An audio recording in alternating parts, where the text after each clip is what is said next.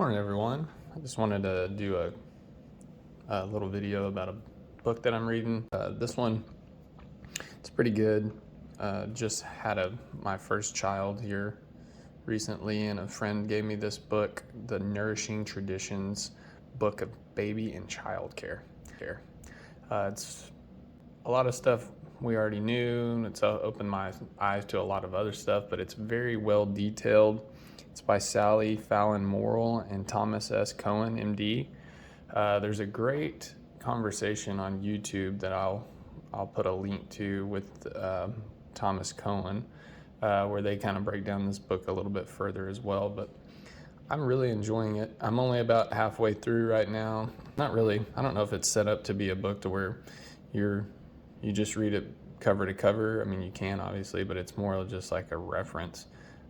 Just keep it around and look up any information that you're wondering at that moment in time, which with having a newborn child or a child in general, anything can happen, and so it's nice to have something to kind of reference to that's not biased, doesn't have its own agenda.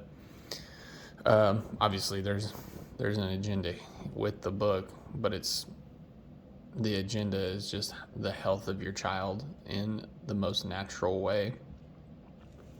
Let's see.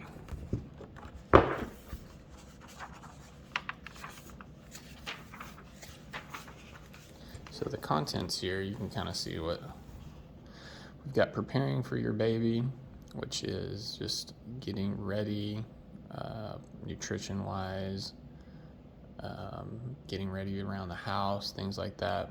Nutrition for fetal development.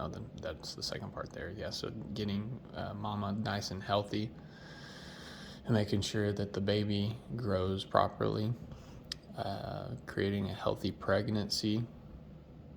Your baby is born, what to expect. Newborn interventions. They talk about vaccines in here. Nourishing your baby. Bringing up the baby. Nourishing a growing child. That's where I'm at right now.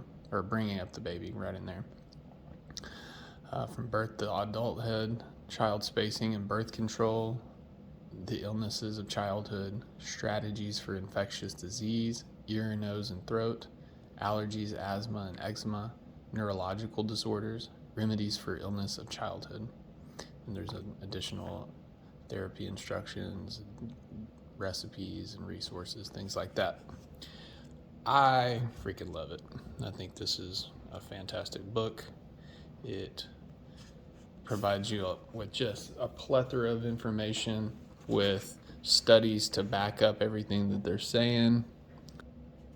So here's one for the diet for healthy babies. Just good stuff that you can supplement with your baby, whether you're breastfeeding or formula feeding, or they've got homemade formula recipes in here. And just good stuff. So here's a good one for vitamin D or vitamin A and fetal development. And this is where they just kind of break everything down. They want to present the information and you can implement it how you feel best. Documented benefits of cod liver oil. Raw milk safety, if you're a fan of raw milk or not. They provide information. Let's go a little bit further in here. Nutritional support for birth hormones. Water birth, what is it? I mean, it's just a plethora of information. If you're having a boy, which I didn't, had a girl, we didn't have to worry about this, but my best friend just had a boy. And they had some serious considerations whether they were going to circumcise or not. It's up to you, man. I don't really see it's not that necessary, but some people want it. And here's all the information about it.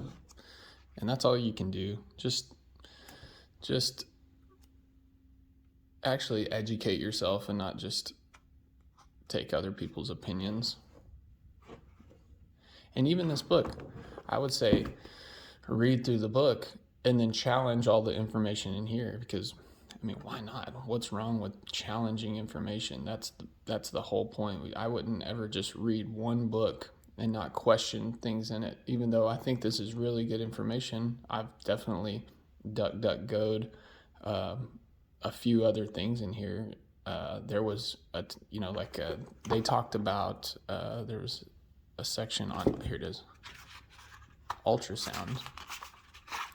And at the end of our pregnancy, we had to get a handful of extra ultrasounds. We didn't have to. We could have denied them if we wanted.